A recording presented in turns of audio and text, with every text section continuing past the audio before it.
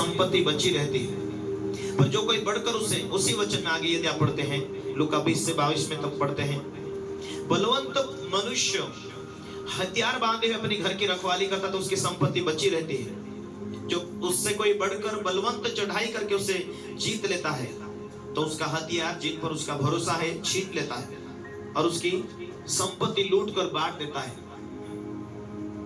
Hallelujah, hallelujah, hallelujah. आपकी family में, आपके परिवार में यदि कोई घटना होती है, इसका मतलब है कि तुम्हारे पास तुम्हारा आत्मिक हथियार कमजोर पड़ा है।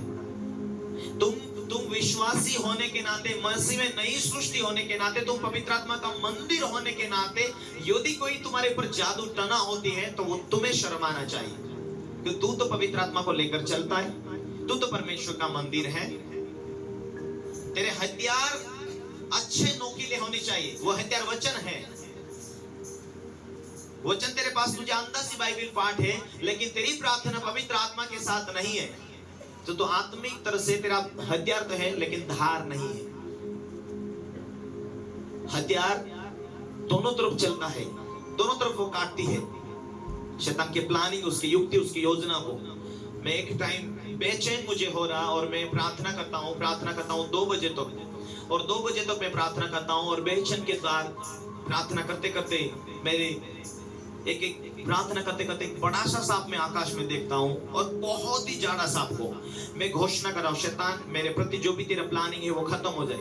यीशु के नाम में, यीशु के लहू में तेरा प्लानिंग खत्म हो जाए, यीशु के नाम में जल जाए। जैसा मैंने घोषणा किया वो 3 टुकड़े हुए, बड़े बड़े टुकड़े। मैं ऐसा मेरे लाइफ में पहली बार मैंने देखा। हालेलुया। शैतान की प्लानिंग होती है, उनकी जो मीटिंग्स होती है, उनकी जो डीमंस की जो होती है वो मीटिंग होती है। क्या करना कौन से इलाके में, विश्वासी के ऊपर, विश्वासी को वो ढूंढता है। कौन सा विश्वासी वचन में कमजोर है, कौन से विश्वासी में लड़ाई है, कौन से विश्वासी में पाप है, कौन से विश्वासी में बुराई है, कौन से विश्वासी को भ्रमित करना है, कौन से विश्वासी को पापों में लौटना है। वो ढूंढता है, वो देखता है। आप एक बहन को देखते थे जो उसके जीवन में वो विश्वास में थे, वो प्रार्थना में, वचन जानने वाले, पढ़ाई में अच्छे थे वो, लेकिन कोई लोगों से डरना, जादू टना से डरना, हमेशा उनसे फोन पर बात करना।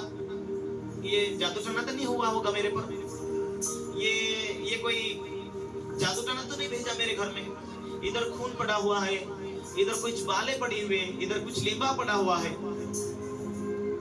जहां जहां डर है, परमेश्वर का वचन कहता तू परमेश्वर के राज्य में, परमेश्वर में, मसीह में नई सृष्टि है, तुझे डर क्यों?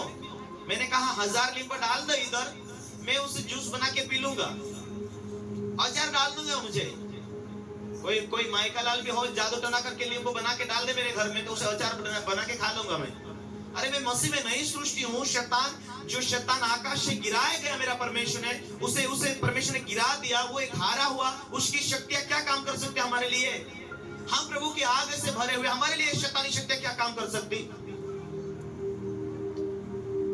तुम विश्वास करने वालों ये चिन्ह होगा मेरे नाम से, तुम दुष्टात्मा को निकालोगे, नई नई भाषा को बोलोगे, तुम बीमारों के ऊपर हाथ रखेंगे तो वो चंगे हो जाएंगे। जिस शैतान को शरीर से बाहर करने के लिए तुम्हें अनुमति दिया है, चर्च में बड़े बड़े काम होते हैं, जिस दुष्टात्मा को तुम बाहर करते हैं निकल जा करके, तुम्हें मालूम है कि यीशु ने जिस दिन क्रूस के ऊपर बलिदान हुआ, क्रूस के ऊपर शैतान को हरा कर उसके कामों को खत्म। तुम्हें डरने की क्या जरूरत है?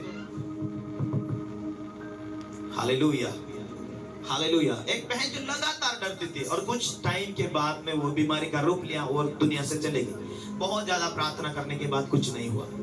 कारण, यदि तू मेरा धर्मी जन विश्वास से जीवित रहे, यदि तेरा विश्वास ही हार चुका हो, यदि तेरा विश्वास ही हार गया तो क्या काम की बात रह जाती है? हालेलुया। विश्वास तुम्हारा हारना नहीं चाहिए। विश्वास तुम्हारा अंदरूनी रूप से, तुम्हारा विश्वास स्थिर हो, तुम्हारा अंदरूनी रूप से विश्वास मजबूत हो। विश्वास का वचन कहता है मेरा धर्मी जन विश्वास से जीवित रहे, यदि वो पीछे हटे तो मेरा मन उससे प्रसन्न ना होगा।